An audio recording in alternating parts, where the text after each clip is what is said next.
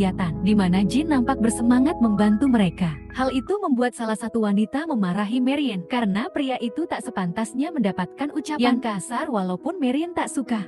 Namun para wanita akan tetap mempertahankan pria itu agar tetap tinggal.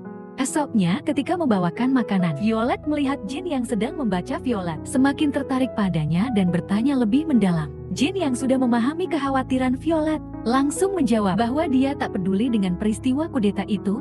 Dia hanyalah seorang pandai besi biasa yang tak punya rumah dan kehidupannya berpindah-pindah. Dia sampai menunjukkan surat sertifikat sebagai bukti bahwa dia hanyalah seorang pandai besi. Violet membaca sertifikat itu membuat Jin terkejut bahwa ternyata penduduk desa ini bisa membaca.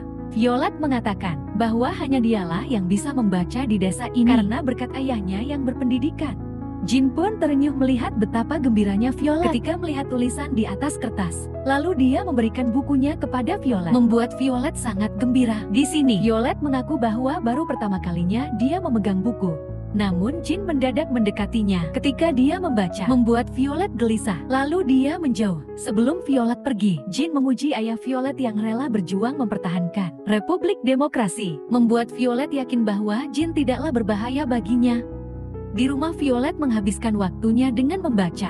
Dari jauh Maria nampak khawatir dan terus mengawasi perubahan perilaku putrinya itu. Esok paginya, mereka pun kembali memanen gandum. Jin menjadi heran melihat tingkah para wanita yang selalu membelakanginya, seolah-olah mereka merayunya. Namun Jin tak begitu peduli. Dia berlanjut mengisi secara bergantian, terus mengajak temannya pergi, dan sengaja meninggalkan Violet sendirian bersama Jin.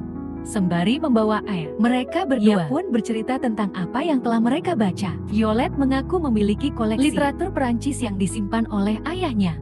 Namun kertas itu sangat berharga dan dia perlu persetujuan ayahnya jika dia membukanya. Jin menyuruhnya untuk menceritakan apa isinya, lalu Violet menjawab bahwa nanti dia akan menceritakannya. Rose kemudian berbicara berdua dengan Violet, di mana Rose mendesak Violet agar dia segera merayu Jin. Jika terlambat, maka Jin bisa pergi dari desa. Para wanita kita juga sudah mulai berpikir bahwa Violet mungkin tak mampu melakukannya. Jadi bisa saja mereka akan mengambil alih Jin. Ucapan ini membuat Violet terdiam dan gelisah. Keesokan paginya, Violet melihat Jin yang mulai berbicara dengan beberapa wanita. Sekarang dia sepertinya menjadi pusat perhatian semua wanita. Violet berlanjut mengantar makanan ke tempat Jin. Lalu dia mulai menceritakan tentang apa yang telah dia baca. Jin tertarik dan mereka berdua pun duduk bertatap muka di sepanjang Violet membacakan puisinya. Jin menjadi terpukau sampai dia mulai menyentuh Violet.